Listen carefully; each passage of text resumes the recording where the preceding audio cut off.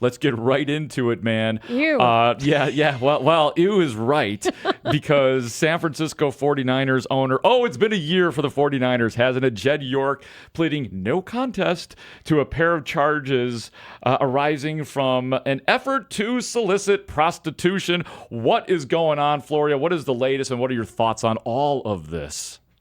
Well, it's one of those things that when it first happens, you see it on your phone, you think that it's fake, it's AI, somebody's up to something. So you verify before you breathe a word of it. And it didn't take long to come to the conclusion that yes, it happened. The arrest occurred Sunday. By Monday, it was over. Usually legal cases linger. This was done in 24 hours. No contest plea to disorderly conduct and possession of criminal tools, which prompted millions to Google what the hell is a criminal tool. It turns out in this case, it's the cell phone that was used to arrange the session that never happened because the whole thing was a setup in an effort to further a sting operation in that area of Eastern Ohio. And because it's over, the NFL has no reason to delay imposing discipline under the personal conduct policy. And that's the thing to watch now. What will the league do? And how will that compare to what the league has done or would do to a player in a similar circumstance? There isn't going to be an apples to apples comparison because I can't recall a time since Eugene Robinson, some 28 years ago, right before the Super Bowl, where there was this kind of a thing that a player was arrested for. But in today's NFL, they say the owners are held to a higher standard than players. They say that. In practice, it feels like the owners are held to a lesser standard. And I think that's the thing to watch. What will they do to Jed York, and how will it compare to what they would have done to a player? And will it appear that they've been too lenient with one of the owners? Well, that's it. Is number one, I was a news reporter for years, Mike, and I was familiar with being a part of the sting operations on the side of covering it. You know, is that sometimes we would get granted access to cover these things when it was similar type of idea. But then there's also the legality of it. And sometimes the legality doesn't hold up even in the court that the county or the municipality is operating under. I wonder about that as part of it here too. Well, and speaking of legality, I have just Googled to make sure Eugene Robinson was the one who was arrested. I don't want to get us sued for naming the wrong person. So my brain did not misfire on that. The Falcons safety was charged with solicitation like the night before the Super Bowl. But as it relates to legality, and it's a great point because people are comparing Jed York's situation to Robert Kraft's. Kraft was arrested for the same thing in Florida some 7 years ago. The difference is York, his case is over. He's pleaded no contest. He hasn't tried to fight it. He hasn't tried to mount any type of a legal defense.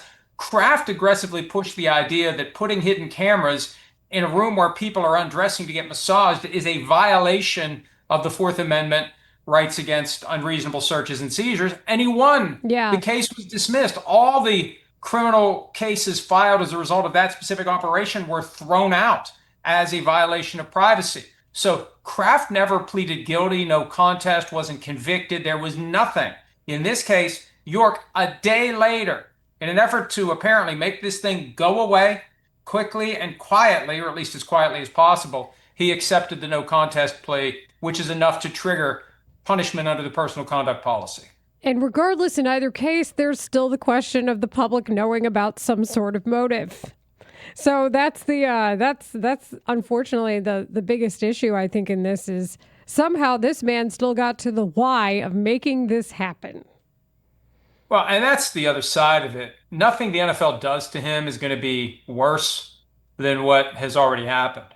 The nationwide embarrassment, international embarrassment. People who watch our morning show on Sky Sports in the UK have been sending me links to the news stories there because Jed York also owns a couple of soccer teams.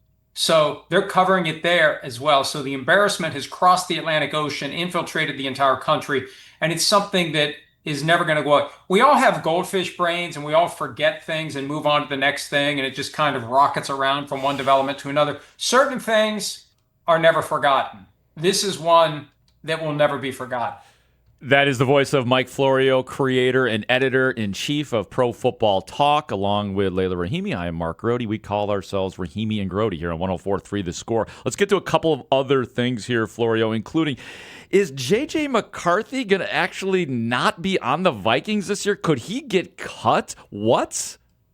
Well, back to the competition for the starting quarterback job in Minnesota.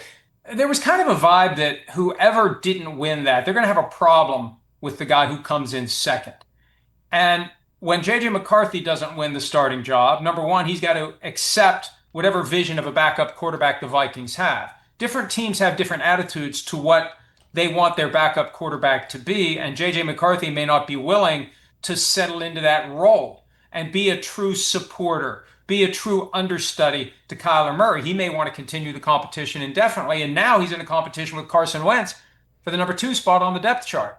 If Wentz wins that, and I won't be surprised if he does, what do you do with McCarthy? You've got Max Brosmer on the roster. They seem to really like him. He won the Christmas Day game against the Lions that knocked Detroit out of the playoffs. Now, the defense did that, but Brosmer has that on his resume.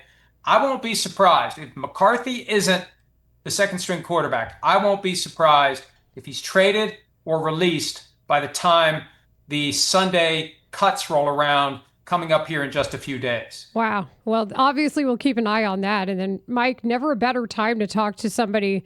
The law experience always works for us. There's always going to be a reason to ask your advice and thought, but the Dayquan Wright situation just keeps developing and developing by the day. Now we're seeing individual conferences say that they won't accept players who were previously in the NFL. We know that different courts are ruling different ways on these things. What is your impression so far of the action that was taken to get him off of the Browns and to LSU, and then the actions taken by the SEC and the Big Ten?